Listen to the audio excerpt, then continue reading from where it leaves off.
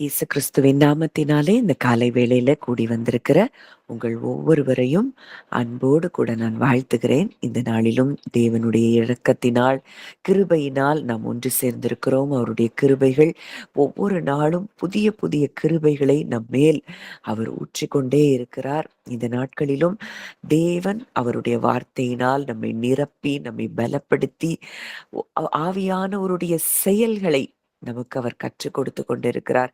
ஆவியானவர் நமக்குள்ளிருந்து அவர் என்ன செய்கிறார், ஆவியானவருடைய நேச்சர் என்ன, கேரக்டரிஸ்டிக்ஸ் என்ன, இதெல்லாம் குறித்து நம்ம ஆழமாய் தியானித்து கொண்டிருக்கிறோம். இன்றைக்கும் ஆவியானவரை குறித்ததான ஒரு மிக முக்கியமான ஒரு காரியத்தை குறித்து நாம் தியானித்து பார்க்க போகிறோம். உங்களுடைய இருதயம் இன்றைக்கு அந்த வார்த்தைகளுக்கு நேராய் திரும்புவதாக வேத வாக்கியங்களை இயேசு கிறிஸ்து விளக்கி காட்டின பொழுது எப்படி எம்மாவூர் சீஷருடைய இருதயங்கள் கொழுந்து விட்டு எரிந்ததோ, அதே போல இன்றைக்கு நம் ஒவ்வொருவருடைய இருதயங்களும் கொழுந்து விட்டு எரியும்படியாய் ஆவியானவர் நம்மிலே கிரியை செய்வாராக. இந்த இருதயம் நமக்குள்ள கொழுந்து விட்டு எரியும் போது என்ன நடக்குது அப்படின்னு சொல்லி நான் இன்னைக்கு யோசித்து பார்த்தேன். ஒருவேளை அவருடைய வார்த்தைகள் நமக்குள்ள அப்படியே பற்றி பிடிக்கும் பொழுது, நமக்குள்ள இருக்கக்கூடிய நெகட்டிவ்ஸ், நமக்குள்ள இருக்கக்கூடிய எல்லா விதமான முதல் ஆதாமின் செயல்கள், இது எல்லாம் நம்ம இருதயத்துல இருந்து அது சுட்டெரிக்கப்பட்டு போகிறதை நிச்சயமாய் நாம் பார்க்க முடியும். எப்போ அவருடைய வார்த்தைகள் நம்மை நிரப்பி அது நம்முடைய இருதயத்துல கொழுந்து விட்டு எரிய ஆரம்பிக்கிறதோ, அந்த ஃபர்ஸ்ட் ஆடமினுடைய நேச்சர்ல இருந்து நம்ம நிச்சயமாய் விடுவிக்கப்படுவோம். அதுல இருந்து வெளியே வருவோங்கிறதுல சந்தேகம் இல்லை. இன்றைக்கு கூட பரிசுத்த ஆவியானவரை குறித்ததான ஒரு காரியத்தை நம்ம தியானித்து பார்க்க போகிறோம். இந்த பரிசுத்த ஆவியானவர் என்பவர் நமக்காக அவர் முத்திரையாய் இருக்கிறதை நாம் பார்க்கிறோம். பரிசுத்த ஆவியானவர் நமக்கு கொடுக்கப்பட்ட மிக முக்கியமான நோக்கம், விசுவாசிகள், தேவனை விசுவாசிக்கிற விசுவாசிகளை பரிசுத்த ஆவியானவராலே அவர்கள் முத்திரை போடப்படுகிறார்கள், சீல் பண்ணப்படுறாங்க. அவங்க ஒரு அடையாளமாய் மாற்றப்படுகிறார்கள். இந்த பரிசுத்த ஆவியானவர் மூலம் நாம் எல்லோரும் முத்திரை போடப்பட்டிருக்கிறோம். அதாவது நாம் தேவனுடைய பிள்ளைன்னு சொல்லி நம்மள மார்க் பண்ணிடுறாரு இந்த ஆவியானவர் மூலமாய்.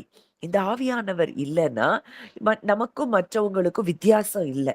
இந்த ஆவியானவர் நமக்கு கொடுக்கப்பட்டிருக்கிறதன் மூலம் தேவன் நம்மை அவருடைய பிள்ளை என்பதை அவர் முத்திரையிடுகிறார். வாசிக்கலாம். எபேசியர் 1ஆம் அதிகாரம் 13ஆம் வசனம். எபேசியர் 1:13. நீங்களும் உங்கள் ரட்சிப்பின் சுவிசேஷமாகிய சத்திய வசனத்தை கேட்டு விசுவாசிகள் ஆனபோது வாக்குத்தத்தம் பண்ணப்பட்ட பரிசுத்த ஆவியால் அவருக்குள் முத்திரை போடப்பட்டீர்கள். நீங்களும் உங்கள் ரட்சிப்பின் சுவிசேஷமாகிய சத்திய வசனத்தை கேட்டு. அப்போ ரட்சிப்பின் சுவிசேஷத்தை கேட்கும் பொழுது, சத்திய வசனத்தை கேட்டு விசுவாசிகள் ஆனபோது வாக்குத்தத்தம் பண்ணப்பட்ட பரிசுத்த ஆவியால் அவருக்குள் முத்திரை போடப்பட்டீர்கள். You were sealed with the Holy Spirit of promise. அப்போ நம்ம வாக்குத்தத்தம் பண்ணப்பட்ட பரிசுத்த ஆவியால் அவருக்குள் நம்ம முத்திரை போடப்பட்டிருந்தோம் என்றால் எந்த விதமான ஒரு தெய்வீக பாதுகாப்புக்குள்ள நாம் இருக்கிறோம். இந்த பரிசுத்த ரட்சிப்பின் சுவிசேஷமாகிய சத்திய வசனத்தை நம்ம கேட்ட பொழுது நாம் விசுவாசிகளானோம். நாம் விசுவாசிகளானது நிமித்தம் வாக்குத்தத்தம் பண்ணப்பட்ட பரிசுத்த ஆவியானவரால் அவருக்குள் நாம் முத்திரை போடப்பட்டிருக்கிறோம். இந்த முத்திரை போடப்பட்டிருக்கிறோம். இது எப்படி ஒரு காரியம், இதுல எதை புரிஞ்சுக்கணும் அப்படின்னா, ஒரு ராஜாவினுடைய முத்திரை எப்படி எவ்வளவு பவர்ஃபுல்லோ, அது ராஜா, இது ஒரு முத்திரை போடப்பட்டிருக்குன்னா அது அங்க ராஜாவினுடைய அவருடைய ஓனர்ஷிப்பையும் அவருடைய ப்ரொடெக்ஷனையும் குறிக்கிறதா இருக்குது. அதே போல இன்றைக்கு ராஜாதி ராஜாவாகிய கிறிஸ்துவின் பிள்ளைகளாய், தேவனுடைய பிள்ளைகளாய் நம்ம இருக்கிறோங்கிறத அவர் நம்மை பரிசுத்த ஆவியினாலே, பரிசுத்த ஆவிக்குள் நம்மை முத்திரை போட்டிருக்கிறார் என்றால், இன்றைக்கு நம்மை தொட எந்த வல்லமைக்கும் உலகத்திலே அதிகாரம் இல்லை என்பதை நாம் அறிந்து கொள்ள வேண்டும். அப்போ நம்மள முத்திரை போட்டு வச்சுட்டாரு. பரிசுத்த ஆவிக்குள்ள நம்மள சீல் பண்ணிட்டாரு. இந்த சீல உடைக்கவோ, இந்த சீல பிரிக்கவோ, இந்த புரொடெக்ஷன்ல இருந்து நம்மள வெளிய கொண்டு வரவோ, எந்த வல்லமைக்கும் அதிகாரம் இல்ல. அன்டில் ஆர் அன்லெஸ் நம்ம இடம் கொடுக்கிற வரைக்கும். நம்ம பொய்களுக்கும், நம்ம சத்ருவினுடைய வஞ்சிக்கிற தந்திரங்களுக்கும், இந்த உலகத்தில் நடக்கிற சம்பவங்கள், அந்த 5 சென்சஸ் சொல்லுகிற காரியங்கள், இதுக்கு இடம் கொடுக்கிற வரைக்கும், நம்மை தொட எந்த வல்லமைக்கும் அதிகாரம் இல்லை. ஏன்னா, நாம் எல்லாருமே அவருக்குள் வாக்குத்தத்தம் பண்ணப்பட்ட பரிசுத்த ஆவியினால் அவருக்குள் முத்திரை போடப்பட்டிருக்கிறோம். இந்த முத்திரைய நம்ம கவர்மெண்ட்லலாம் இப்ப சீல் பண்ணிட்டு போறாங்க. சில இடங்கள, சில வீடுகள் அவங்க லோன் கட்டாம இருக்கும்போது முத்திரை போட்டுட்டு போயிருவாங்க. அவங்க முத்திரைய யாராலும் உடைக்க கூடாது. அதே போல தான் இன்றைக்கு உலகத்துல இருக்கிற ஒரு கவர்மெண்ட் ஒரு எடுக்கிற காரியங்கள், அங்க முத்திரை போட்டாங்கன்னா, அந்த சீல உடைக்க முடியாதுன்னா, இன்றைக்கு இந்த உலகத்தை படைத்தவர் நம்மள சீல் பண்ணி வச்சிருக்கிறாராம். நம்மை அவர் பரிசுத்த ஆவிக்குள் அவரை முத்திரை போட்டு வைத்திருக்கிறாராம். இந்த முத்திரையை யார் உடைக்க முடியும்?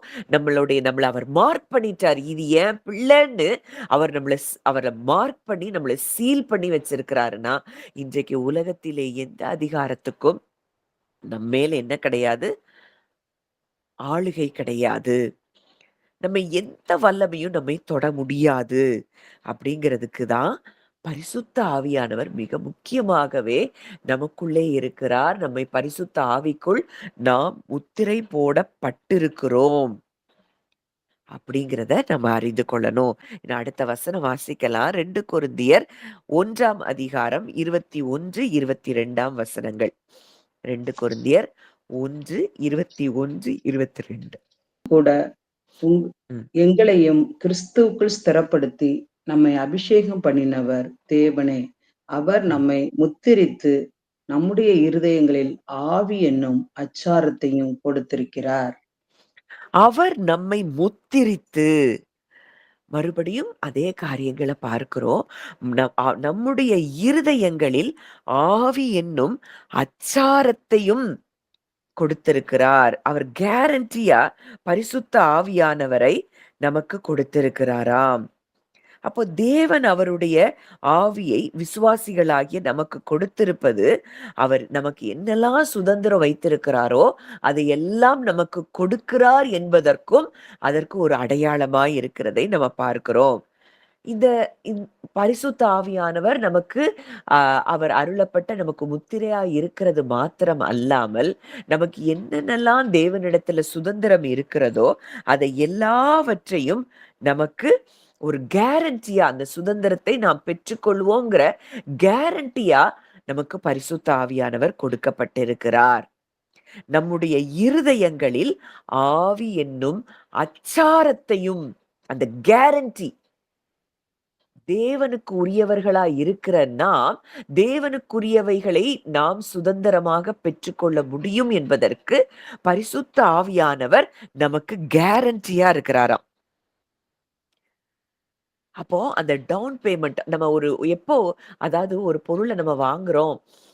ரொம்ப விலை குடுத்து வாங்குறோம்னா, ஃபர்ஸ்ட் ஒரு அட்வான்ஸ் குடுத்து இது எனக்கு சொந்தங்கிறதுக்காக நம்ம ஒரு பேமெண்ட் குடுத்து வாங்குவோம்.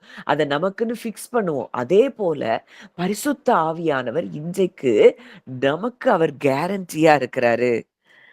என்னதெல்லாம் நம்மில் தொடங்கினாரோ, அதை எல்லாம் அவர் முடிக்கும்படியாய், அந்த சுதந்திரம் நமக்கு என்னதெல்லாம் இருக்குதோ, அதை எல்லாவற்றையும் நாம் பெற்றுக்கொள்வதற்கு அடையாளமாக பரிசுத்த ஆவியானவர் அவர் எப்படி கொடுக்கப்பட்டிருக்கிறார்? அச்சாரமாய், கேரண்டியா அவர் நமக்கு கொடுக்கப்பட்டிருக்கிறார். இத எந்த அளவுக்கு ஆழமா நம்ம உணருகிறோமோ, இத இத இந்த சத்தியங்கள நம்ம ஆழமா அறிய ஆரம்பிக்கிறோமோ, தேவனுடைய சுதந்திரத்திலே நாம் பங்கெடுக்க முடியும். அவருடைய சுதந்திரத்தை, அவர் நமக்கு வைத்திருக்கிற சுதந்திரத்தை நாம் சுதந்தரிக்க முடியும். அங்க மூத்த குமாரன்ட்ட பார்த்து அந்த தகப்பன் சொல்றாரு, "மகனே, எனக்குரியதெல்லாம் உனக்குரியதா இருக்கிறது." ஆனா அந்த மூத்த குமாரனுக்கு புரியவே இல்ல. அதே போல தான் இன்றைக்கு நம்ம பரம தகப்பன் அவருக்குரியதெல்லாம் நமக்குரியதாய் அவர் வைத்திருக்கிறார். அந்த சுதந்திரத்தை இன்னமும் நாம் சுதந்தரிக்க முடியாமல் இருப்பதற்கு காரணம், இந்த ஆவியானவர் நமக்கு அச்சாரமாய் நமக்கு கொடுக்கப்பட்டிருக்கிறார். இந்த சுதந்திரத்திற்கு தேவனுக்கு நான் சுதந்திரவாளியாய் இருக்கிறேன் என்பதை நாம் இன்னமும் அறியாத காரணத்தினால்தான் நம்ம இன்னும் சாதாரண மனிதர்களைப் போல நாம் வாழ்ந்து கொண்டிருக்கிறோம். இப்ப இந்த ஆவியானவர் நமக்கு அச்சாரமாய் கொடுக்கப்பட்டிருக்கிறார். நாம் ஆவியானவருக்குள் நாம் முத்திரை போடப்பட்டிருக்கிறோம். இன்னும் ரோமர் 8வது அதிகாரம் 16வது வசனம். நாம் தியானித்த வசனம் தான் ரோமர் 8:16. நாம் தேவனுடைய பிள்ளைகளாய் இருக்கிறோம் என்று ஆவியானவர் தாமே நம்முடைய ஆவியுடனே கூட சாட்சி கொடுக்கிறார். நாம் பிள்ளைகளானால் சுதந்திரராமே, தேவனுடைய சுதந்திரரும் கிறிஸ்துவுக்கு உடன் சுதந்திரருமாமே. கிறிஸ்துவுடனே கூட நாம் மகிமைப்படும்படிக்கு அவருடனே கூட பாடுபட்டால் அப்படி ஆகும். நாம் தேவனுடைய பிள்ளைகளாய் இருக்கிறோம் என்று ஆவியானவர் தாமே நம்முடைய ஆவியுடனே கூட சாட்சி கொடுக்கிறார். அப்போ பரிசுத்த ஆவியானவர் நமக்கு கொடுக்கப்பட்டிருக்கிற மிக முக்கியமான நோக்கம், நம்ம ஐடென்டிட்டி, நம்ம பிலாங்கிங், நம்ம யாருக்கு உரியவர்கள் அப்படிங்கிறத இந்த பரிசுத்த ஆவியானவர் நமக்கு நமக்கு வெளிப்படுத்துகிறார். இந்த பரிசுத்த ஆவியானவர் முத்திரையாக நமக்கு கொடுக்கப்பட்டிருக்கிற நோக்கமே, நாம் தேவனுடைய பிள்ளை என்பதை நம் இருதயத்தில் அறிந்து கொள்வதற்கு. இன்னைக்கு தேவனுடைய பிள்ளை என்பதை நம்ம இருதயத்துல அறியல அப்படின்னா, நமக்குள்ள எப்பவும் பயம் இருந்துகிட்டே தான் இருக்கும். இந்த சீலிங், இந்த பரிசுத்த ஆவியானவருடைய முத்திரை போடப்படுகிற இந்த காரியம் நமக்கு மிகப்பெரிய ஒரு அஷ்யூரன்ஸ கொடுக்குது. இந்த உலகத்தையே படைத்தவருக்கு நான் பிள்ளையாய் இருக்கிறேன். இதற்காகத்தான் ஆவியானவர் நமக்குள்ளே இருந்து சாட்சி கொடுக்கிறார். என்ன சாட்சி கொடுக்கிறார்? நீ இந்த அண்ட சராசரங்களை படைத்த சர்வ வல்லமையுள்ள தேவனுக்கு நீ பிள்ளையாய் இருக்கிறாய். நாம் பிள்ளைகளானால் சுதந்திரருமாமே. அப்போ நம்ம பிள்ளைகள் ஆயிட்டோம்னா, நம்ம இன்றைக்கு சுதந்திரரா இருக்கிறோம். எப்படி ஒரு தகப்பனுடைய சொத்துக்கு ஒரு பிள்ளை சுதந்திரவாளியா இருக்கிறானோ, இன்றைக்கு நாம் தேவனுக்கு பிள்ளைகளா இருக்கிறபடியினாலே, இந்த தகப்பனுக்குரிய எல்லாவற்றிலும் நாம் சுதந்திரவாளிகளாய் நாம் இருக்கிறோம். கிறிஸ்துவுக்கு உடன் சுதந்திரராய் இருக்கிறோம். கிறிஸ்துவுக்கு உடன் சுதந்திரர்னா என்ன? கிறிஸ்து எதையெல்லாம் சுதந்திரித்தாரோ, தகப்பனுடைய மூத்த குமாரனாயிருந்து, முதற்பேறானவராயிருந்து, அவர் சுதந்திரித்த காரியங்கள் எல்லாவற்றிற்கும் நாமும் உடன் சுதந்திரராய் இருக்கிறோம். இததான் இந்த ஆவியானவர் நமக்குள்ளே இருந்து நம்ம ஆவியானவருக்குள்ள நாம் முத்திரை போடப்பட்டு, அவர் நமக்கு அச்சாரமாய் இருக்கிறார். He marked us God's children. நம்மள அவர் என்ன செஞ்சுட்டாரு? அவர் மார்க் பண்ணிட்டாரு. இது தேவனுடைய பிள்ளை. இன்னைக்கு இத நீங்க ஆழமா உணர, உங்கள பார்த்தாலே பிசாசு நடுங்க ஆரம்பிக்கிறதை நீங்க உணர முடியும். இந்த பரிசுத்த ஆவியானவராலே நான் ஒன்றை அறிந்திருக்கிறேன். இந்த உலகத்தை படைத்தவருக்கு இன்னைக்கு அவருக்கு தெரியும். நீங்க அவருக்கு பிள்ளைங்கிறத அவரு 100க்கு 200% தேவனுக்கு தெரியும். நீங்க அவருக்கு பிள்ளைங்கிறது. ஆனா, உங்களுக்கு நீங்க அறியணுங்கிறதுக்காக பரிசுத்த ஆவியானவர் நமக்கு கொடுக்கப்பட்டு, இரவும் பகலும் இந்த பரிசுத்த ஆவியானவர் நம்முடைய ஆவி கூட அவர் சாட்சி கொடுத்து கொண்டே இருக்கிறார். நாம் தேவனுக்கு பிள்ளைகள் என்று. நம்ம அத அறிய தான் நம்ம மேல இருக்கிற மார்க் என்ன? நம்ம மேல இருக்கிற சீல் என்ன? அது புரிய ஆரம்பிக்கும் பொழுதுதான், நாம் மனிதர்களைப் போல வாழாமல், வானத்துக்குரியவரைப் போல நம்ம வாழ ஆரம்பிப்போம். இல்லன்னா நம்ம இந்த மண்ணுக்குரியவனை போலதான் நாம் வாழ்ந்து கொண்டிருப்போம். அதனால எந்த ஒரு பெரிய ஒரு எந்த ஒரு காரியமோ, அது கிறிஸ்துவுக்காகவோ, இல்ல நம்ம வாழ்க்கையில பெரிய ஜெயங்களையோ நாம் பார்க்க முடியாது.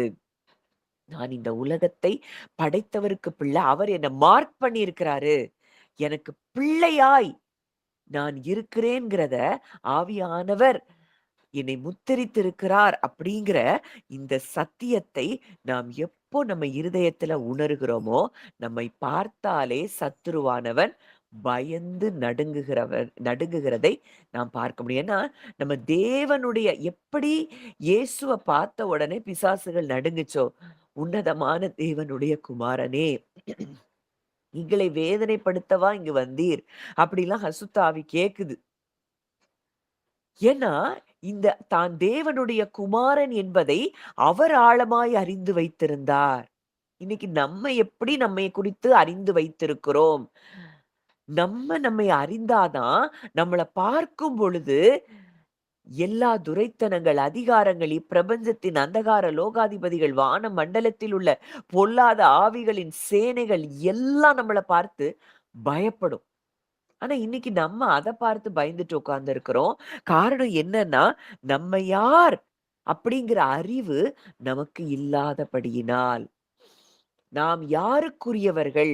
நம்மை தேவன் எப்படி முத்திரித்திருக்கிறார்? நம்மள தேவன் எப்படி மார்க் பண்ணி வச்சிருக்கிறாரு? எப்படி நம்மள சீல் பண்ணி வச்சிருக்கிறாரு? இதை உணராததுனால தான் மனுஷரைப் போல நாம் சிந்தித்து, மனுஷர போல பயந்து கொண்டிருக்கிறோம். அப்போ இன்றைக்கு இந்த பரிசுத்த ஆவியானவர் நமக்குள்ள இருந்து அவர் கொடுக்கிற சாட்சி, அது எதற்காக? நாம் தேவனுடைய பிள்ளைகள் என்பதை தேவன் மார்க் பண்ணிட்டாரு நம்மள. ஆனா இன்னமும் நம்ம உணரணுங்கிறதுக்காக பரிசுத்த ஆவியானவர் நமக்குள்ளே ஊற்றப்பட்டிருக்கிறார். இந்த பரிசுத்த ஆவியானவர் நமக்கு ஒவ்வொரு முறையும் அவர் எடுத்து சொல்லிக் கொண்டே இருக்கிற காரியம், நாம் தேவனுக்கு பிள்ளை.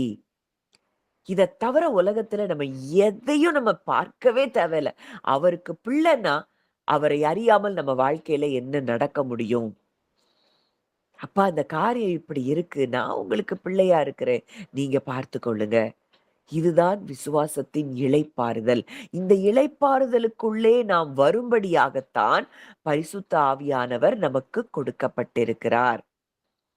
இந்த பரிசுத்த ஆவியானவருடைய சத்தத்தை நாம் கேட்டு நடக்கும் பொழுது, ஒவ்வொரு நொடி பொழுதும், "மகனே நீ பயப்படாதே, மகளே நீ பயப்படாதே. நீ தேவனுக்கு பிள்ளையா இருக்கிற. உன்னைய இந்த சூழ்நிலை மேற்கொள்ள முடியாது. உன்னை இந்த மனித வார்த்தைகள் டிஸ்டர்ப் பண்ணவே முடியாது. ஏன்னா நீ அவருக்கு பிள்ளையா இருக்கிற. நீ அவருக்கு உரியவளா இருக்கிற. அப்போ இனி நீ அல்ல, அவரே உனக்குள் இருக்கிறார். அவரே உனக்குள் பிழைத்திருக்கிறார்." அப்போ இன்றைக்கு வரைக்கும், ஐயோ! என்ன சொல்லிட்டாங்க? என்ன பேசிட்டாங்க? என்ன இப்படி நெனச்சுட்டாங்க? அப்படின்னு மற்றவங்க என்ன நெனைக்கிறாங்கங்கிறதெல்லாம் நம்ம நெனச்சுட்டு இருக்கோம்னா, இன்னமும் வானத்துக்குரியவர்களாய் நாம் மாறவில்லை. அவர் சொல்றாரு, "அது நீ இல்ல. நீயே கிடையாது. அது நான் தான்." அப்போ அந்த அளவுக்கு அவர் நம்ம கூட ஒன்றாக அவர் கலந்திருக்கிறார். ஆனா, நம்ம எப்படி அவர பார்க்கிறோம்? நம்ம எப்படி அவர ஃபீல் பண்றோம்? இதுதான் நம்ம வாழ்க்கையில நாம் ஜெயத்தை பெறுவதற்கு மிகப்பெரிய காரணமாய் அமைகிறது. அவர் நம்மள பிள்ளையா தான் பார்க்கிறதுங்கிறதுல சந்தேகமே இல்ல. ஆனா நம்ம நம்மள எப்படி பார்க்கிறோம்? அவருக்கு பிள்ளையா பார்க்கிறோமா? இல்ல இந்த உலகத்துல இருக்கிற சாதாரண மனிதர்களைப் போல நம்மை பார்த்துக் கொண்டிருக்கிறோமா? 2 தீமோத்தேயு 2:19 2 தீமோத்தேயு 2:19 ஆகிலும் தேவனுடைய உறுதியான அஸ்திபாரம் நிலைத்திருக்கிறது. கர்த்தர் தம்முடையவர்களை அறிவார் என்பதும், கிறிஸ்துவின் நாமத்தைச் சொல்கிற எவனும் அநியாயத்தை விட்டு விலகக் கடவன் என்பதும் அதற்கு முத்திரையாயிருக்கிறது. The Lord knows those who are his. கர்த்தர் தம்முடையவர்களை அறிவார். எப்படி அறிகிறார்? அவர் பரிசுத்த ஆவிக்குள்ள நாம முத்திரை போடப்பட்டிருக்கிறோம். அதனால தேவன் நம்மை என்ன செய்கிறார்? நாம் யார் என்பதை அவர் அறிகிறாராம். அப்போ தேவனுடைய முத்திரை இன்றைக்கு உலகத்தில் இருப்பவர்களுக்கும் நமக்கும் ஒரு வேறுபாட்டை காண்பிக்கிறது. நாம் வானத்துக்குரியவர்கள் என்கிற ஒரு சீல் நம்ம மேல வைக்கப்பட்டிருக்கிறது. அந்த முத்திரை நம்ம மேல போடப்பட்டிருக்கிறது. கிறிஸ்துவின் நாமத்தை சொல்லுகிற எவனும் அவருடையவன். அவர் தம்முடையவர்களை அறிந்திருக்கிறார். அப்ப அவர் அறிந்திருக்கிறார்னா, இன்றைக்கு அவர் அறிந்திருக்கிற நாம், நம்மை எதையாவது நமக்கு விரோதமாய் செயல்பட அவர் அனுமதிப்பாரா? இன்றைக்கு அவருக்கு இன்னைக்கு நம்ம பிள்ளைகளை எந்த அளவுக்கு பாதுகாக்கிறதுல நம்ம நம்ம எவ்வளவு முயற்சி எடுக்கிறோம். நம்ம பிள்ளைங்க ஸ்கூலுக்கு போகும்போதோ, காலேஜுக்கு போகும்போதோ, வேலைக்கு போகும்போதோ, ஒவ்வொரு நொடி பொழுதும் நம்ம பிள்ளைங்க பாதுகாப்பா இருக்கணுங்கிறதுக்காக எத்தனையோ காரியங்கள நம்ம செய்கிறோம். பாதுகாப்பா போயிட்டு வரணும். எவ்வளவோ காரியங்கள அரேஞ்ச் பண்றோம். எத்தனையோ. அப்போ இன்றைக்கு அவராலே நாம் முத்திரை போடப்பட்டிருக்கிறோம்னா, அவர் நம்மை பாதுகாக்கிறதற்கு எத்தனை காரியங்களை நமக்காக அவர் செய்து கொண்டிருக்கிறார். உன் வழிகளில் எல்லாம் உன்னை காக்கும்படி உனக்காக அவர் தம்முடைய தூதர்களுக்கு கட்டளையிடுகிறார் அப்படின்னா, எந்த அளவுக்கு அவர் தம்மை நம்புகிறவர்களை, தம்முடையவர்களை அவர் அறிந்திருக்கிறார் என்பதை நாம் அறிய வேண்டும். இத நம்ம அறிஞ்சிட்டோம்னா போதும், நம்ம வாழ்க்கையில பயம் என்பது இருக்க முடியாது. இத அறியாததுனால தான் நம்ம மனுஷங்கள போல பயந்து கொண்டிருக்கிறோம். மனுஷங்கள போல திங்க் பண்றோம். மனுஷங்கள போல வாழ்ந்து கொண்டிருக்கிறோம். நாம் வானத்துக்குரியவர்கள் என்கிற எண்ணம் நம்ம இருதயத்துல வரவே மாட்டேங்குது. காரணம் என்ன அப்படின்னா, தேவன் தம்முடையவர்களை அவர் அறிந்திருக்கிறார். அவருக்கு பிள்ளையாய் இருக்கிறேன். அவருக்குள் நான் முத்திரை போடப்பட்டிருக்கிறேன். இன்றைக்கு அவரை அல்லாமல் என்னை தொட எந்த வல்லமைக்கும் அதிகாரம் இல்லை என்பதை நாம் இன்னமும் இருதயத்தின் ஆழத்திலிருந்து நாம் அறிந்து கொள்ளவில்லை. இத நம்ம எப்ப அறிய ஆரம்பிக்கிறோமோ, இன்றைக்கு அந்த பரிசுத்த ஆவியானவருக்குள்ளே நாம் முத்திரை போடப்பட்டிருக்கிறோம். தேவனுக்கு நாம் பிள்ளைகளா இருக்கிறோம்.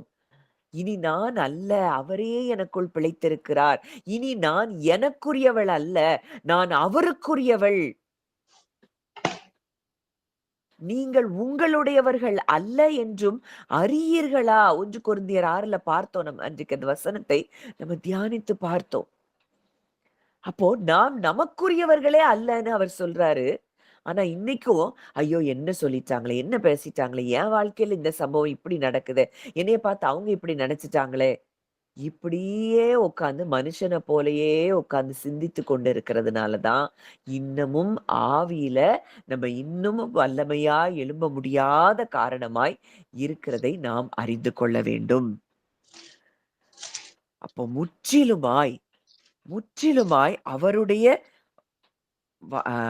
அவருடைய முத்திரை இன்றைக்கு நம்மேல போடப்பட்டிருக்கிறது. அவருக்குள்ளே நாம் முத்திரை போடப்பட்டிருக்கிறோம். அவர் நம்மள மார்க் பண்ணிட்டாரு அப்படின்னா, இன்றைக்கு உலகத்தில் இருப்பவர்களுக்கும் நமக்கும் மிகப்பெரிய வித்தியாசம் இருக்கிறதை நாம் அறிந்து இப்ப வாசிக்கலாம். வெளிப்படுத்துதல் 7ஆம் அதிகாரம் 3ஆம் வசனம். நாம் நமது தேவனுடைய ஊழியக்காரரின் நெற்றிகளில் முத்திரை போட்டு தீருமளவும் பூமியையும் சமுத்திரத்தையும் மரங்களையும் சேதப்படுத்தாதிருங்கள் என்று மகா சப்தமிட்டு கூப்பிட்டான். நெற்றிகளில் முத்திரை போட்டு தீரும் அளவும். அப்போ முத்திரை நம்ம மேல போடப்பட்டுருச்சு அப்படின்னா, நம்மை எதுவும் சேதப்படுத்த முடியாது. பூமியோ, சமுத்திரமோ, மரங்களோ சேதப்படுத்தாதிருங்கள் என்று மகா சத்தமாய் கூப்பிட்டான். முத்திரை போட்டு தீரும் அளவும். அப்போ இந்த பரிசுத்த ஆவியானவருக்குள்ள நம்ம முத்திரை போடப்பட்டிருக்கிறோம் என்பதை வேதம் நமக்கு ஆழமாக கற்றுத் தருகிறது. தேவன் நமக்கு கற்றுக் கொடுக்கிறார். அப்போ ஊழியக்காரருடைய நெற்றிகளில் முத்திரை போடப்பட்டிருக்கிறது என்றால், இன்றைக்கு நாம் அவரை விசுவாசிக்கிற தேவ பிள்ளைகள் அத்தனை பேர் மேலையும் என்ன செய்யப்பட்டிருக்கிறது? முத்திரை போடப்பட்டிருக்கிறது. இன்னைக்கு நீங்க அத இமேஜினேஷன்ல நீங்க பார்க்கணும். உங்க மேல ஒரு முத்திரை போடப்பட்டிருக்கு. உங்க குடும்பத்தின் மேல ஒரு முத்திரை போடப்பட்டிருக்கிறது. இந்த முத்திரை போடப்பட்ட பிள்ளைகள், இந்த முத்திரை போடப்பட்ட குடும்பங்கள் மேல எந்த விதத்திலும் எதிராளியானவனுக்கு அதிகாரம் இல்லை. இன்னைக்கு நம்ம அவனுக்கு வாழ்க்கையில இடம் கொடுக்கிற வரைக்கும் நம்ம மேல அவனுக்கு அதிகாரம் இல்ல. நம்ம எப்படி இடம் கொடுக்கிறோம்? இந்த உலகத்துல இருக்கிற மனுஷங்கள போல, ஐயோ! இப்படிலாம் நடக்குது. இவங்க எனக்கு விரோதமா இத செஞ்சுட்டாங்க. இவங்க எனக்கு விரோதமா இப்படி நினைக்கிறாங்க. அதனால என் வாழ்க்கையில இதெல்லாம் நடக்குது. அப்படின்னு நீங்க நினைக்கிறது தான், இந்த முத்திரையையும் தாண்டி அவன் உங்க வாழ்க்கையில செயல்படுகிறதற்கு காரணம். இன்னைக்கு என் மேல முத்திரை போடப்பட்டிருக்கு. நான் அவருக்குள்ள முத்திரை போடப்பட்டிருக்கிறேன். நான் இன்றைக்கு அவருக்கு உரியவளா இருக்கிறேன். இனி நான் எனக்குரியவள் அல்ல. இன்னைக்கு எனக்குள்ளே அவரே பிழைத்திருக்கிறார். அவராலே நான் மார்க் பண்ணப்பட்டிருக்கிறேன். அப்படிங்கிற இடத்துக்கு நீங்க என்றைக்கு வர்றீங்களோ, உங்களையோ, உங்கள் குடும்பத்தையோ தொட எந்த வல்லமைக்கும் அதிகாரம் இல்ல. இத இன்னும் இருதயத்திலிருந்து உணராததுனால தான், நம்ம எப்படி வாழ்ந்து கொண்டிருக்கிறோம்? மனிதர்களைப் போல வாழ்ந்து கொண்டிருக்கிறோம். ம். அடுத்ததா அ அப்போஸ்தலர் 2ஆம் அதிகாரம் 38ஆம் வசனம். அப்போஸ்தலர் 2:38.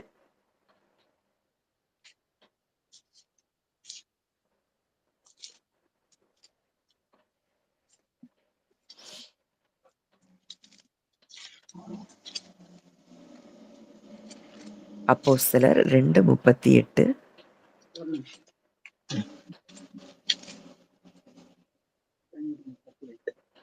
பேதுரு அவர்களை நோக்கி, நீங்கள் மனம் திரும்பி ஒவ்வொருவரும் பாவ மன்னிப்புக்கென்று இயேசுவின் நாமத்தினாலே ஞானஸ்தானம் பெற்றுக் கொள்ளுங்கள்.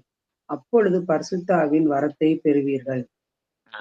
இங்க பேதுரு சொல்றாரு, பாவ மன்னிப்புக்கென்று இயேசு கிறிஸ்துவின் நாமத்தினாலே ஞான ஸ்நானம் பெற்றுக்கொள்ளுங்கள். அப்பொழுது பரிசுத்த ஆவியின் வரத்தை பெறுவீர்கள்.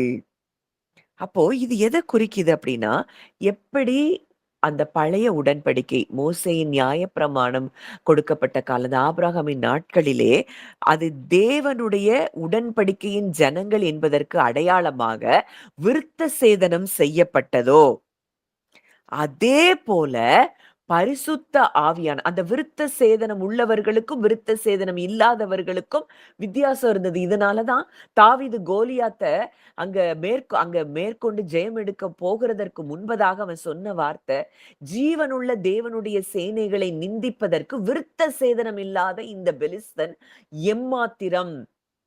நான் விருத்த சேதனம் பண்ணப்பட்டிருக்கிறவன்.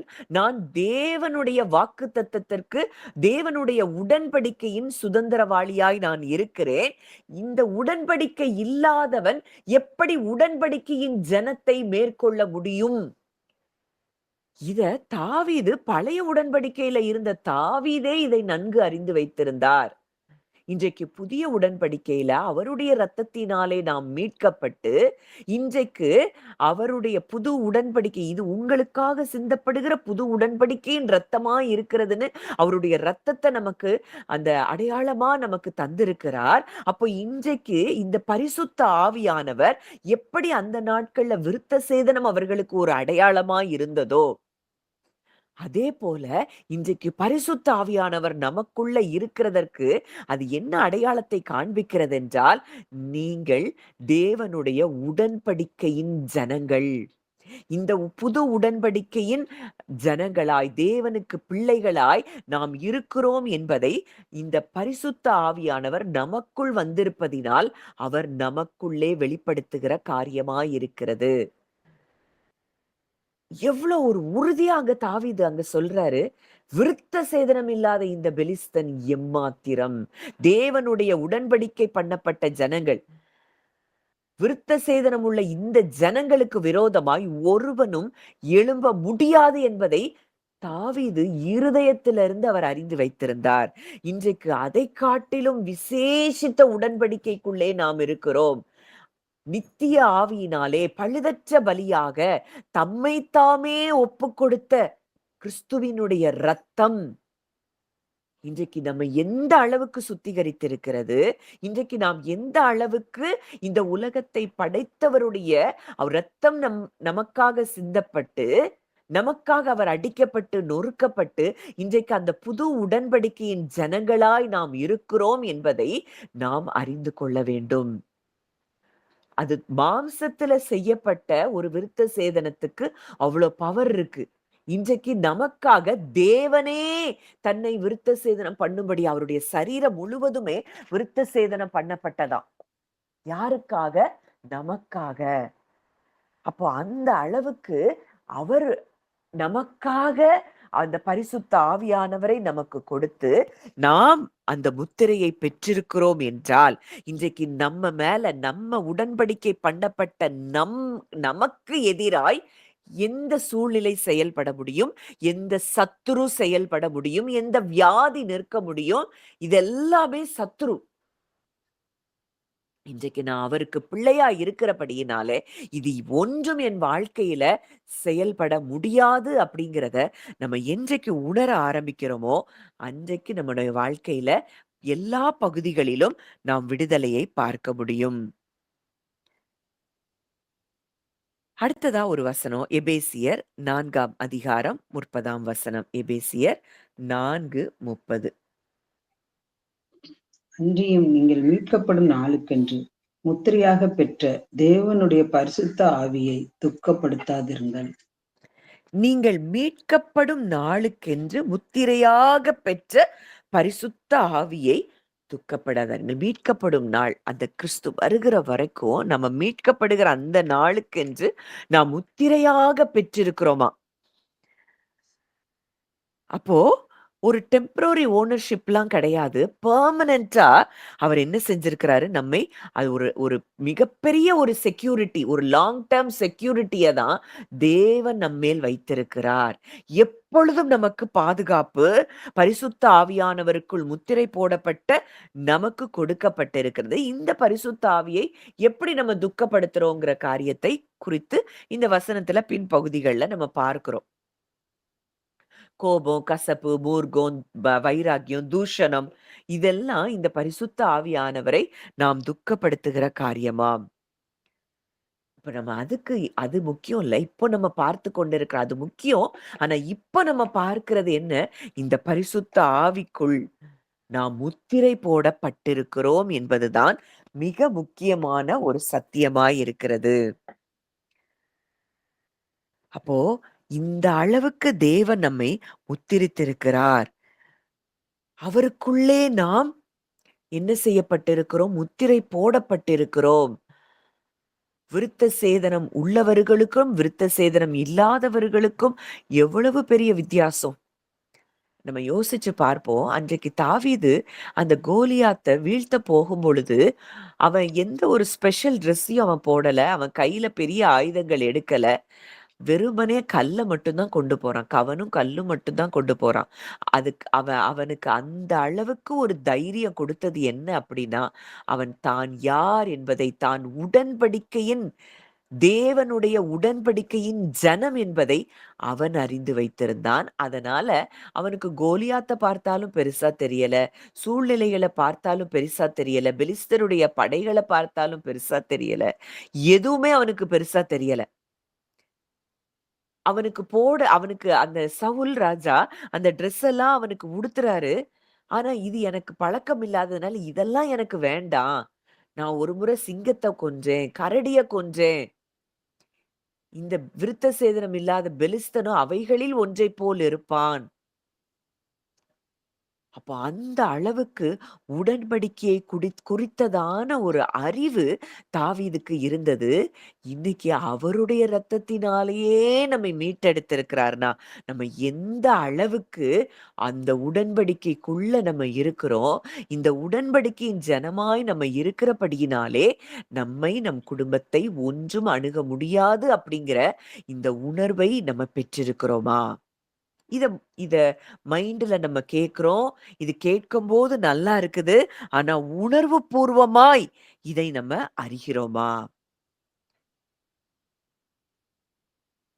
2 தீமோத்தேயு 1ஆம் அதிகாரம் 7ஆம் வசனம் பார்க்கலாம். 2 தீமோத்தேயு 1:7. தேவன் நமக்கு பயமுள்ள ஆவியை கொடாமல் பலமும் அன்பும் தெளிந்த புத்தியுள்ள ஆவியையே கொடுத்திருக்கிறார். தேவன் நமக்கு பயமுள்ள ஆவியை கொடாமல். அப்போ இந்த பயமுள்ள ஒரு ஆவி நமக்கு இருக்குது அப்படின்னாலே ஒன்றை நாம் அறிந்து கொள்ள வேண்டும். நம்ம இன்னமும் யார் என்பதை நம்ம அறிந்து கொள்ளல.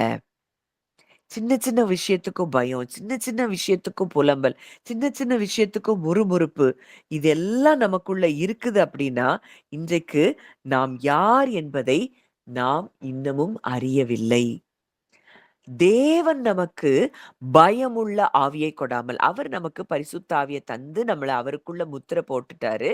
இன்றைக்கு இந்த பரிசுத்த ஆவியானவர் அவர் பெர்மனன்ட்டா நம்ம கூட வாழும்படி நமக்குள்ளே அவர் இருக்கிறார். அந்த பரிசுத்த ஆவியானவர்க்குள்ள இருக்கக்கூடிய அந்த ஆவி என்னன்னா, அது பயமுள்ள ஆவி கிடையாது. நமக்கு பயமுள்ள ஆவியை அவர் கொடுக்கிறவரும் அல்ல.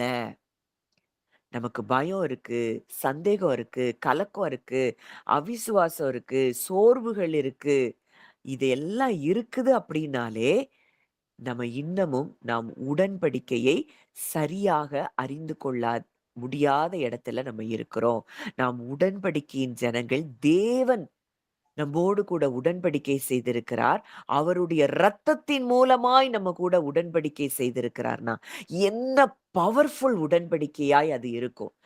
ஆட்டு ரத்தம், கன்றுக்குட்டியின் ரத்தம், வெள்ளாட்டுக்கடா, இளங்காளை ஆகிய ரத்தம் நம்மள சுத்திகரித்திருக்கும்னா, சரீர சுத்தி உண்டாகும்படி பட்டிருப்போமானால், அவருடைய நித்திய ஆவியினாலே தம்மைத்தாமே பழுதற்ற பலியாக ஒப்புக்கொடுத்த கிறிஸ்துவினுடைய ரத்தம். அப்போ அந்த ரத்தத்தினாலே நம்ம கூட அவர் உடன்படிக்கை செய்திருக்கிறார்னா, என்ன பெரிய பாக்கியவான்களாய் நாம் இருக்கிறோம். அந்த உடன்படிக்கை ஜனங்களுக்கு விரோதமாகவே அந்த அந்த நம்ம பார்க்கிறோம். சங்கார தூதன் அந்த எகிப்துல இருந்து அவங்க வெளியே புறப்படும் பொழுது, அவங்கள எந்த விதத்திலையும் அந்த ஆட்டுக்குட்டியின் ரத்தம் பூசப்பட்ட நிலைக்கால்கள்ல அந்த ரத்தம் பூசப்பட்ட அந்த வீடுகளுக்குள்ளே சங்கார தூதன் உள்ள வர முடியலையாம். என்ட்ரியே ஆக முடியல. அந்த அளவுக்கு அப்படி ஒரு பவர்ஃபுல்லா அந்த ஆட்டுக்குட்டியின் ரத்தம் இருக்குமானால், இன்றைக்கு இயேசு கிறிஸ்துவினுடைய ரத்தம் நித்திய ஆவியினாலே பழுதற்ற பலியாக தம்மைத்தாமே ஒப்புக்கொடுத்த தேவனுடைய கிறிஸ்துவினுடைய ரத்தம் இன்றைக்கு நமக்கு பாதுகாப்பாய் இருக்கிறதென்றால், அந்த இரத்தத்தின் மூலம் அவர் நம்மோடு கூட உடன்படிக்கை செய்திருக்கிறார் என்றால், இன்றைக்கு அந்த இரத்தத்தை தாண்டி அந்த இரத்தத்துக்குள்ள நம்ம இருக்கிறோம். தெளிக்கப்படும் இரத்தத்தின் இடத்திற்குள் நாம் வந்து சேர்ந்திருக்கிறோம் என்றால், இந்த ஆவியானவருக்குள்ளே நாம் இந்த வெளிச்சத்துல நம்ம முத்திரை போடப்பட்டிருக்கிறதை நாம் அறிந்திருப்போம் என்றால், எந்த சத்துரு நம்மை தொட முடியும்? நம்ம எபேசியர் 2ல பார்க்கிறோம். இப்பொழுதும் கீழ்ப்படியாமையின் பிள்ளைகளிடத்தில் கிரியை செய்கிற ஆகாயத்து பிரபு. இன்றைக்கு நம்ம அவரையே நம்பி வந்துட்டோம். அவருடைய ஆவியானவராகி அவருக்குள்ள நம்ம முத்திரை போடப்பட்டிருக்கிறோம். அவருடைய இரத்தத்தினாலே நாம் நம் தேவன் நம்ம கூட உடன்படிக்கை செய்திருக்கிறார். ஆட்டுக்குட்டியின் ரத்தத்தை நிலைக்கால்கள்ல பூசின வீட்டுக்குள்ள சங்கார தூதன் வர முடியல. எகிப்திலிருந்து கிளம்பின இஸ்ரவேலர்களிலே பலவீனன் என்று சொல்லி ஒருவனும் இருந்ததில்லையாம். இன்றைக்கு அந்த இரத்தத்துக்கு அவ்வளவு பவர் இருக்கும்னா, புது உடன்படிக்கைக்காக நமக்காக சிந்தப்பட்ட இயேசு கிறிஸ்துவினுடைய ரத்தம் எந்த அளவு நம்மை புரொடெக்ட் பண்ணுகிறதா இருக்கிறது. இந்த ஆவியானவருக்குள்ளே இந்த புது உடன்படிக்கையின் இந்த சத்தியத்தை நம்ம அறிந்திருக்கிறோம் என்றால், இந்த பரிசுத்த ஆவியானவருக்குள்ளே இந்த புது உடன்படிக்கையை அறிந்து நம்ம விசுவாசிகள் ஆன பொழுது, இந்த பரிசுத்த ஆவியானவருக்குள்ளே நாம் முத்திரை போடப்பட்டிருக்கிறோம் என்றால், இன்றைக்கு ஒன்றும் நம்ம பக்கத்துல, நம்ம எல்லைக்கு பக்கத்துல கூட வர முடியாது என்பதை நாம் அறிந்து கொள்ள வேண்டும். ஏன்னா, நம்ம இன்றைக்கு அவருக்குள்ளே முத்திரை போடப்பட்டிருக்கிறோம். நம்ம என்னைக்கு உலகத்துக்கு நம்ம மனதுல இடம் திறந்து கொடுக்கிறோமோ, இந்த 5 சென்சஸ்க்கு நம்ம இடம் திறந்து கொடுக்கிறோமோ, பயத்துக்கு நம்ம இடம் திறந்து கொடுக்கிறோமோ, அப்பதான் உலகத்தில் இருக்கிறவர்களுக்கு நேரிடுகிறவைகள் நமக்கு நேரிடுகிறது. நல்லா புரியணும். இன்றைக்கு நம்மை தொட எந்த வல்லமைக்கும் அதிகாரம் இல்லை. தேவன் நமக்கு பயமுள்ள ஆவியை கொடாமல், பலமும், அன்பும், தெளிந்த புத்தியுமுள்ள ஆவியையே கொடுத்திருக்கிறார். பலமுள்ள ஆவியை நமக்கு கொடுத்திருக்கிறார். அன்புள்ள ஆவியை நமக்கு கொடுத்திருக்கிறார். தெளிந்த புத்தியுமுள்ள ஆவியை கொடுத்திருக்கிறார். இந்த ஆவியில இருந்து செயல்படும் பொழுது நம்ம வாழ்க்கையில ஜீவனின் ஆவியின் பிரமாணம் செயல்படுகிறதை நாம் பார்க்க முடியும். இந்த ரோமர் 8:1-2 வாசித்து முடிக்கலாம். ரோமர் 8வது அதிகாரம் 1ஆம் 2ஆம் வசனங்கள். ஆனபடியால் கிறிஸ்து இயேசுக்குட்பட்டவர்களாயிருந்து மாம்சத்தின்படி நடவாமல் ஆவியின்படியே நடக்கிறவர்களுக்கு ஆக்கினை தீர்ப்பு இல்லை. கிறிஸ்து இயேசுவினாலே ஜீவனுடைய ஆவியின் பிரமாணம் என்னை பாவம் மரணம் என்பவைகளின் பிரமாணத்தில் இன்று விடுதலையாக்கிற்றே. கிறிஸ்து இயேசுவுக்கு உட்பட்டவர்களாய் இருந்து மாம்சத்தின்படி நடவாமல், ஃப்ளஷ் சொல்ற காரியத்தின்படி நடவாமல். இந்த செப்பரேஷன்ல நம்ம எல்லாரும் ஒரு இலூஷன்ல போய் மாட்டிக்கிட்டோம். ஒரு மாயையில போய் நம்ம சிக்கிக்கிட்டோம். என்ன மாயை? உலகத்துல நேரிடுகிறவை நமக்கு நேரிடலாம். ஆதாமுக்குள்ள முதல்ல என்ன வந்தது? பயம் வந்தது. இது எல்லாமே செப்பரேஷன்னால நடந்த காரியம். இன்றைக்கு இந்த செப்பரேஷன்ல நம்ம நடந்துட்டு இருக்கிறோம், மாம்சத்திலே நம்ம நடந்துட்டு இருக்கிறோம் அப்படின்னா, நமக்கு ஆவியின்படி மாம்சத்தின்படி நடவாமல் ஆவியின்படி அப்படி நடந்துட்டே இருந்தோம்னா நம்ம மனுஷரை போலதான் வாழ்ந்துட்டு இருப்போம். ஆனா ஆவியின்படி நம்ம நடந்திருக்கிறோம். ஆவியில நமக்கு பலமும் அன்பும் தெளிந்த புத்தியும் உள்ள ஆவிதான் கொடுக்கப்பட்டிருக்கு. இந்த பலமும் அன்பும் தெளிந்த புத்தியும் உள்ள ஆவியிலே நம்ம நடந்துட்டு இருக்கிறோம்னா நம்ம மேல பாவ மரணம் என்கிற பிரமாணம் செயல்பட முடியாது. நம்ம மேல ஜீவனின் ஆவியின் பிரமாணம் செயல்பட ஆரம்பிக்கும். அது நம்மை எல்லா பிரமாணத்தினின்றும் நம்மை விடுவிக்கும். இதுக்கு முன்னாடி நம்ம சரீரத்துல என்ன பிரமாணம் செயல்பட்டுட்டு இருந்தது, நம்முடைய ஆத்துமாவில என்ன பிரமாணம் செயல்பட்டு கொண்டிருந்தது, அது எல்லாவற்றிலும் இருந்து நம்மை ஜீவனின் ஆவியின் பிரமாணம் விடுதலையாக்குகிறதா இருக்கிறது. ஜீவனுடைய ஆவியின் பிரமாணம். அந்த பிரமாணத்துக்கு பேரே law of spirit of life. Law of spirit of life தான். ஸ்பிரிட் ஆஃப் லைஃப் தான் நம்ம என்ன பண்ணிருக்கோம்? ஜீவனின் ஆவியை தான் நம்ம பெற்றிருக்கிறோம்.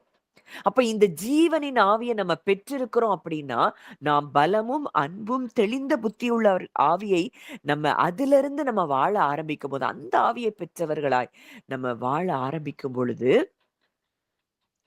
நம்ம வாழ்க்கையில இந்த ஜீவனின் ஆவியின் பிரமாணம், இந்த லா நம்ம வாழ்க்கையில செயல்பட ஆரம்பிக்கும். பாவம் மரணம் என்கிற பிரமாணம் நம்ம வாழ்க்கையை விட்டு முற்றிலுமாய் அது அகன்று போகும். ஆதாமின் மூலம் வந்த அந்த முழு மனுக்குலத்தையும் மரணம் என்ன செய்தது? ஆண்டு கொண்டிருந்தது. முதல்ல ஆவிக்குரிய மரணம், அடுத்த ஆத்துமாவில, அடுத்த சரீரத்துல எல்லா மரணமும் அங்க ஆண்டு கொண்டிருந்தது. ஆனால் இன்றைக்கோ கிறிஸ்துவினாலே மீட்கப்பட்ட நாம், கிறிஸ்துவினுடைய இரத்தத்தினால் மீட்கப்பட்ட நாம், இந்த ஜீவனுடைய ஆவியை நாம் பெற்றிருக்கிறபடியினாலே, இந்த ஜீவனுடைய ஆவியின் பிரமாணத்தின்படி, இந்த ஜீவனுடைய ஆவியின் படி நாம் நடக்கும் பொழுது, இந்த ஜீவனுடைய ஆவியின் பிரமாணம், இந்த பிரமாணம் தான் நம்ம வாழ்க்கையில செயல்படும், நம்ம சரீரத்துல செயல்படும், நம்முடைய ஆத்துமாவிலே செயல்படும். இந்த நம்முடைய ஆத்துமாவுல இன்னும் ஜீவனின் ஆவியின் பிரமாணம் செயல்படுகிறத நம்ம பார்க்கல அப்படின்னா, அதற்கு காரணம் என்னன்னா, இன்னமும் நாம் ஆவியின்படி நடக்காமல் மாம்சத்துல நடக்கிறபடியினால நம்ம வாழ்க்கையில சில ஏரியாஸ்ல இன்னமும் நாம் கஷ்டப்பட்டு கொண்டிருக்கிறோம். விடுதலை இல்லாமல் இருக்கிறோம். நம்ம விடுதலையோடு இருப்பதுதான் தேவனுடைய விருப்பமும் சித்தமுமாய் இருக்கிறது. அப்போ இந்த விடுதலையோட நம்ம வாழுகிறதற்காகத்தான் ஆவியானவர் நமக்கு கொடுக்கப்பட்டிருக்கிறார். இந்த ஆவியானவர் நமக்குள்ளே அவர் முற்றிலுமாய் அவர் செயல்பட வேண்டுமென்றால், அவருக்குள்ள நம்மள பார்க்கணும் அப்படின்னா, நம்ம அவருக்குள்ள நம்ம முத்திரை போடப்பட்டிருக்கிறதை நாம் அறிந்து கொள்ள வேண்டும். நாம் தேவனுடைய பிள்ளைகள் என்பதை அவரை முத்திரை போட்டிருக்கிறார். அவர் நம்மை அறிந்திருக்கிறார். நம்ம மேல இருக்கிற முத்திரை அவருக்கு தெரியும். ஆனா, இது இன்றைக்கு நமக்கு அது அறியப்பட வேண்டும். நம்ம என்னைக்கு அறியிறோமோ, அன்னைக்கு நம்ம வாழ்க்கையில விடுதலை. அப்போ இந்த காரியங்கள் ஆவியானவருக்குள்ளே நம்ம முத்திரை போடப்பட்டிருக்கிறோம். ஆவியானவருக்குள்ள நம்ம அவர் பிள்ளைகள் என்பதை அவர் நமக்கு சாட்சியாய் நமக்கு அவர் சொல்லிக்கொண்டே இருக்கிறார். நமக்கு அச்சாரமாய் ஆவியானவர் நமக்கு கொடுக்கப்பட்டிருக்கிறார். கேரண்டியா அவர் நமக்கு கொடுக்கப்பட்டிருக்கிறார். ஒரு பொருள வாங்கும்போது நமக்கு கேரண்டி குடுக்குறாங்க. அதுபோல இந்த ஆவியானவர நமக்கு அவர் கேரண்டியா குடுத்திருக்கிறாருன்னா, எந்த விதத்துல நம்ம எந்த காரியம் நம்மள டச் பண்ண முடியும்? அப்போ அவரே நமக்கு கேரண்டியா இருக்கிறாரு. அப்போ இந்த இந்த எண்ணங்களினாலே நம் இருதயத்தை நிரப்ப ஆரம்பிக்கும் பொழுது, மனிதர்களைப் போல நம்ம வாழாதபடி, வானத்துக்குரியவர்களாய் நாம் வாழ ஆரம்பிப்போம். வெற்றியுள்ள ஒரு வாழ்க்கை நம்மால் நிச்சயம் வாழ முடியும் என்பதுல சந்தேகமில்லை. நம்ம ஜெபிக்கலாம். நல்ல தகப்பனே, நன்றியோடு உம்மை துதிக்கிறோம், ஸ்தோத்தரிக்கிறோம் அப்பா. இந்த நாட்களிலும் கூட கர்த்தாவே, பரிசுத்த ஆவியானவரை குறித்ததான காரியங்களை நாங்கள் தியானிக்க எங்களுக்கு உதவி செய்கிறீர் அப்பா. உமக்கு நன்றி செலுத்துகிறோம். ரீலமா ஷெலேம் ரெக்கே பிபி ஹிலி ஷொரூதலா. இந்த பரிசுத்த ஆவியானவர் எங்களுக்கு முத்திரையாக கொடுக்கப்பட்டிருக்கிறது இன்றைக்கு நாங்கள் தியானித்தோம் அப்பா. நாங்கள் உமக்கு பிள்ளைகள் என்பதை நீங்க அப்பா முத்திரை போட்டிருக்கிறீங்க. எங்கள மார்க் பண்ணி இருக்கிறீங்கப்பா. உங்களால மார்க் பண்ணப்பட்ட எங்கள தொட எந்த வல்லமைக்கும் அதிகாரம் இல்லை. எந்த மனிதனுடைய வார்த்தைகளுக்கோ, மனிதர்களுடைய செயல்களுக்கோ எங்க மேல அதிகாரம் இல்லை அப்பா. இனி நாங்கள் எங்களுடையவர்கள் அல்லப்பா. நாங்கள் உங்களுடையவர்கள், உம்முடையவர்கள். நீங்கள் உங்களுடையவர்கள் அல்லவென்றும் அறியாதிருக்கிறீர்களா? நாங்க இதுவரைக்கும் நான் என்கிறதுல நாங்க வாழ்ந்திருக்கலாம் அப்பா. இன்றைக்கு எங்கள நாங்க ஒப்புக் கொடுக்கிறோம்ப்பா. உம்முடைய சமூகத்திலே நாங்க எங்கள ஒப்புக் கொடுக்கிறோம் அப்பா. இனி நாங்கள் அல்ல, கிறிஸ்துவே எங்களுக்குள் பிழைத்திருக்கிறார். நீங்க அப்பா, நீங்க எங்களுக்கு இருக்கிறீங்க. உங்க பிள்ளைகளா, புது உடன்படிக்கையின் ஜனங்களாய் நாங்க இருக்கிறோம் அப்பா. எங்கள தொட எந்த வல்லமைக்கும் அதிகாரம் இல்லை என்பதை நீங்க எங்கள குறித்து மார்க் பண்ணி இருக்கிறீங்க. அதை இன்றைக்கு நாங்கள் ஆத்துமார்த்தமாய், இருதயபூர்வமாய் நாங்கள் உணர எங்களுக்கு உதவி செய்திருக்கிறீர் அப்பா. அன்றைக்கு தாவீது விருத்த சேதனம் இல்லாத, உடன்படிக்கை இல்லாதவன அவன் சாதாரணமா பார்க்கிறான்பா. நாங்க தேவனுடைய ஜனங்களாய் இருக்கிறோம். விருத்த சேதனம் பண்ணப்பட்ட ஜனங்களாய் இருக்கிறோம். தேவனால அடையாளப்படுத்தப்பட்ட ஜனங்களாய் இருக்கிறோம்னா, எங்களுக்கு விரோதமாய் ஒரு சத்துருவும் நிற்க முடியாதுங்கிறத அங்க ஆணித்தரமாய் தாவீது அறிந்து வைத்திருந்தான் அப்பா. அதே போல நாங்களும் அறிந்து கொள்ள தகப்பன் கிருபை தருவீராக. அப்பா, வந்த ஒவ்வொருவரையும் மனதார உங்க பிள்ளையா நான் பிளஸ் பண்றேன். ஒவ்வொருவரையும் நீர் முத்திரை போட்டு இருக்கிறீர் அப்பா. ஒவ்வொரு குடும்பங்களையும் நீர் முத்திரை போட்டு இருக்கிறீர் அப்பா. நீங்க மார்க் பண்ணி இருக்கிறீங்கப்பா. இந்த குடும்பத்தை ஒன்று தொட முடியாதுன்னு. நாங்களும் எங்க இருதயத்துல இந்த உலக சத்தங்களுக்கு இடம் கொடுக்காதபடி ஒவ்வொரு நாளும் ஆவிக்குரிய வாழ்க்கையிலே நாங்கள் வளர, உமோடு கூட எப்பொழுதும் உறவிலே இருக்க தகப்பன் எங்களுக்கு கிருபை தருவீராக. முற்றிலுமாய் உம்முடைய கரத்திலே எங்களை தாழ்த்தி ஒப்புக் கொடுக்கிறோம். கர்த்தர் ஆசீர்வதித்து வழி நடத்தும். இயேசுவின் மூலம் கேட்கிறோம் ஜீவனுள்ள நல்ல பிதாவே. ஆமேன், ஆமேன்.